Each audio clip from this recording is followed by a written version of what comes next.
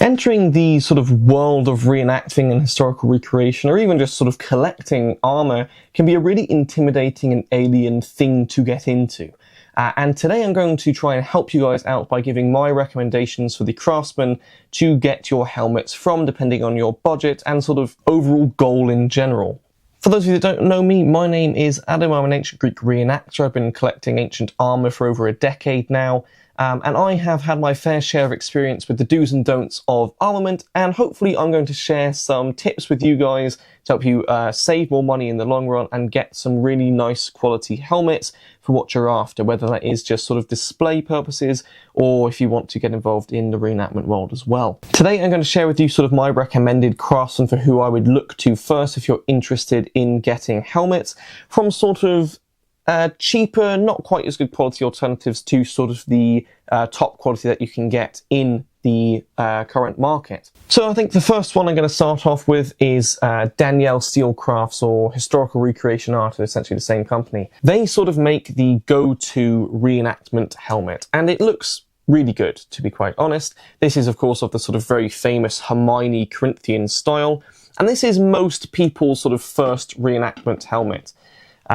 There used to be sort of some of the cheapest ones out there as well. They're sort of a middle of the pack in terms of price. I'm not sure what they're at now. Currently, this one cost me about 400 Canadian dollars back in 2022, and that's for a custom fitted one. These are, welded constructions, but overall share great resemblance to the originals and are a very, very iconic Corinthian helmet as well. And I would sort of say the reenactment standard of Corinthian helmet. These do have a tendency of running a little bit on the larger size for most people. Their heads seem to be made for people with very big heads. So I would recommend paying a little bit extra to get a custom fitted helmet made by them.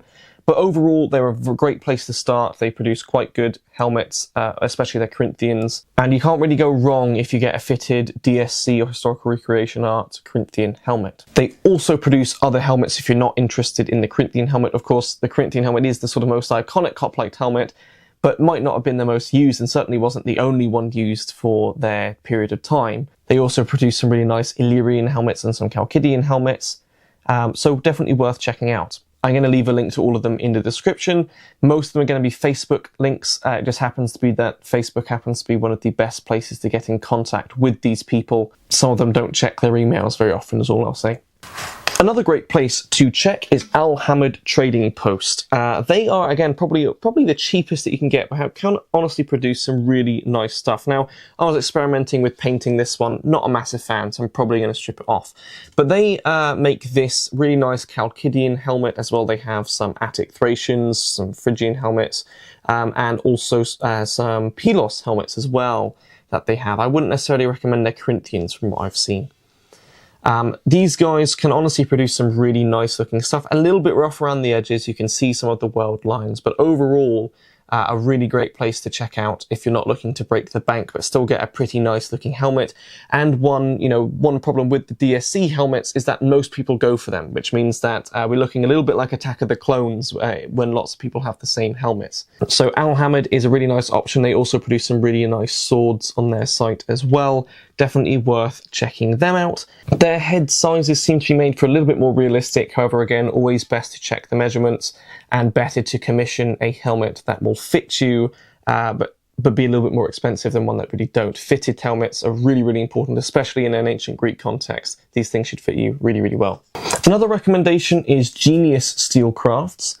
They're a little bit hit and miss. I would recommend some of the helmets, I would not recommend others. I previously got a helmet model on the Miltiades, the Marathon helmet, which was okay. Wasn't a massive fan. They've made a few other archaic Corinthians since then which haven't looked superb. However, they're also capable of making some really, really nice armour in general as well that I've seen, but a little bit hit and miss. They definitely need a lot of work with you guiding them through, as with all of these armourers, okay?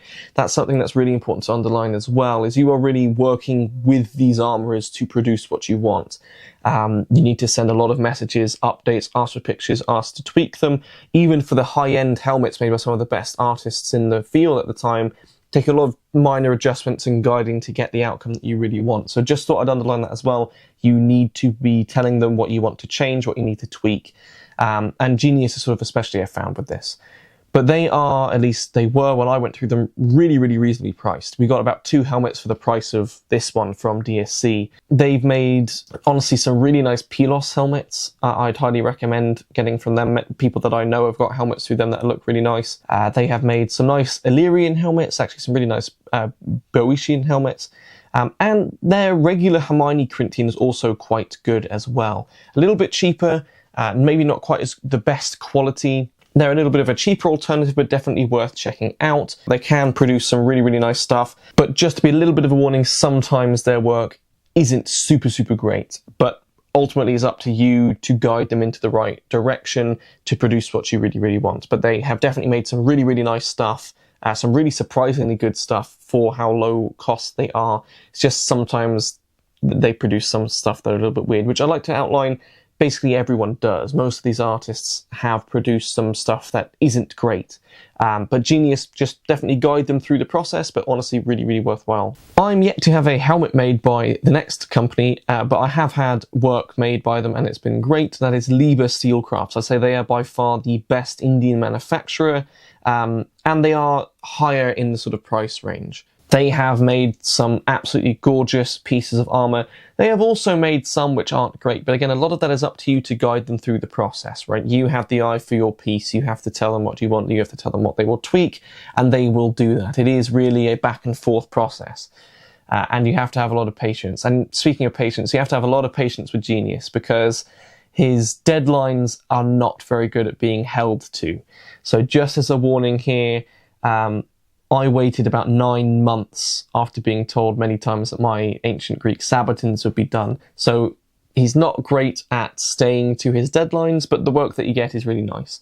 A little bit more expensive, I would say the best Indian manufacturer for ancient armors, and very important again that you get your measurements right. You really need these helmets to fit. There have been a few Lyba helmets that I've seen that have been running a little bit on the large side, but also part of that is likely due to errors in the measurements given by the customer as well. So make sure that you're double or triple checking your measurements. Give them a lot of measurements. Sometimes they only ask for sort of front to back and ear to ear.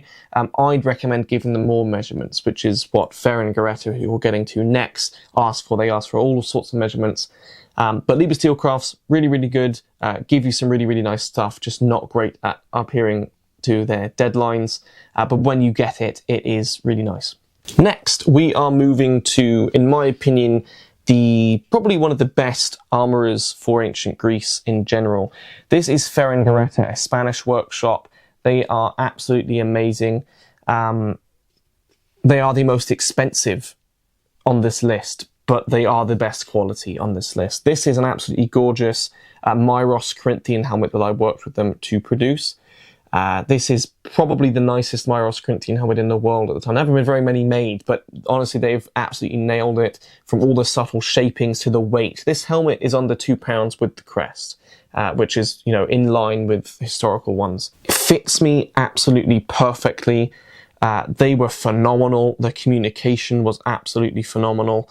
Their willingness to adjust all of my little nitpicky claims was absolutely phenomenal, and their work time was absolutely phenomenal. This helmet from start to finish took less than a month, and it is just absolutely gorgeous. I will still just sort of admire this helmet from all the hand chiseling work that they've done. They are absolutely amazing, really, really great people as well, awesome people, a family-run business in Spain. I hope to work with them more for future armour commissions. Definitely worth a look. They are more expensive. This was about 900 euros for the helmet and 200 euros for the embossing, so it is more expensive, but their quality is, you know, definitely in the top for reproductions of ancient armours. And they do also offer a one-piece service as well, so they can raise these helmets from one piece. This one isn't, this one's raised together because it's about double the cost. But if that means something to you, if you do want to get that one-piece historically sort of raised construction, you can do that through them as well. Absolutely amazing, great people, great communication. More expensive, but again, I'd highly recommend people. I try to push this home in all of my reenactment guides. It is a lot better in the long run for you to say you have saved $1,000 for your panoply. Don't spread that $1,000 across every element of that panoply.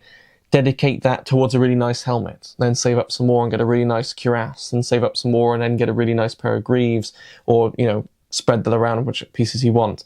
Don't spread your resources thin to produce a flashy hoplite with not great armor. I think that some of the best impressions that I've seen are modest impressions, but where every piece of equipment is top tier. So build that slowly. You know, you're building something that, you know, you hopefully don't have to replace very often. And by going the expensive route first means that you don't eventually go to the expensive route later, and you get something which is, you know, a museum level replica of an original artifact, which is awesome, that fits you properly, that feels real. You know, when you pick this up, it feels like a real helmet from the weight and just the size in general.